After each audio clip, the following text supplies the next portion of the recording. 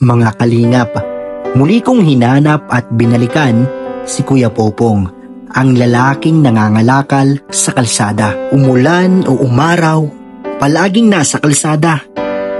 Naghahanap ng mga plastic bottles at mga basurang pwede pang maibenta. Napakasipag at masiyahin na tao ni Kuya Popong, kaya muli ko siyang hinanap at ibinahagi ang munting pamasko para sa kanya. Kung matatandaan ninyo mga kalingap, si Kuya Popong, ang lalaking nabigyan ng barya ni Papa Joms sa isang episode ng Jomcar. Natin yan? Oo.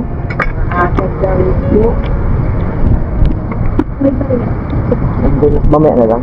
Tara na. Prepare sila Rob. Parang may barya pa naman yata ako dito.